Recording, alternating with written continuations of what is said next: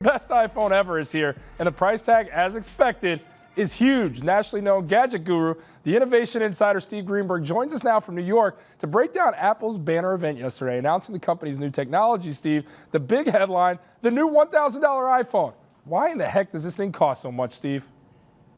It's a lot of money for a little phone, but yeah, it's pretty amazing. $1,000, $999, and basically this new phone is called the iPhone 10, even though it's actually written like an X, so iPhone X. It's got some cool new features. It's all glass in the front, glass in the back with a stainless steel band, but there's no button anymore on it. That home button that we've all grown to love is gone. So that means the whole idea, because it's all glass, so the whole idea of a Touch ID is also gone. So the way you now identify you as the person whose phone it is something called facial ID. You look at the phone, it actually looks back at you, does an analysis of your face, and as opposed to the Touch ID, which is about 1 in 50,000 identifications, this is 1 in a million. So it really supposedly gives you a whole lot more security when you look at it. It also has something called wireless charging. So you can still plug it in and charge it, but then you can also buy these wireless plates that you can just sit the phone on top of, and it'll automatically charge up, as will other Apple devices. It also has this amazing 5.8 Super Retina display. It's made of OLED instead of LCD. This is a different kind of material. The colors are going to be brighter, more vivid. It's supposed to be very alive looking, and it comes in 2 colors: a silver and a gray. And orders start, I believe, the 27th of October, and shipping on November 3rd. So that's the iPhone 10, which is written like an X, iPhone X. All right, what about the iPhone 8? And can you tell me about these animojis? Okay, well, the iPhone 8 is the 8 and the 8 Plus. Some of the same improvements of the other one. It has wireless charging built into it. There's got the glass back. It's got a very fast processor like the 10 has. It has true tone displays, and they've upgraded the camera dramatically.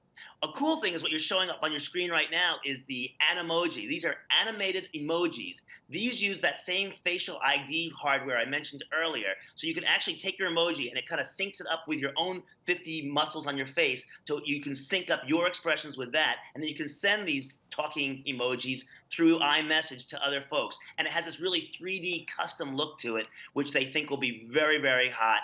And actually, we saw some demonstrations of it, and it does look kind of cool. And it moves with your expressions, not just some sort of canned expression. So it could be a very hot item going forward.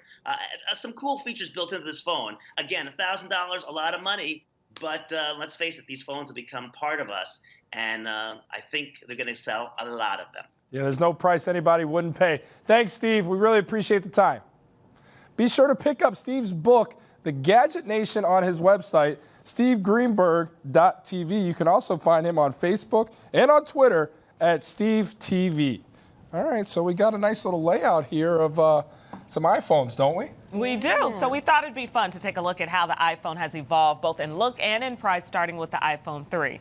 Remember this guy? Yeah, the 3. So here's the 3, right? And this one was what? Around $200 was the 3? I remember seeing other people with it because it was expensive then, and everybody was like, whoa. 16 gigabytes, and this next one looks like it's been through the ringer. 2 years later, it was the 4.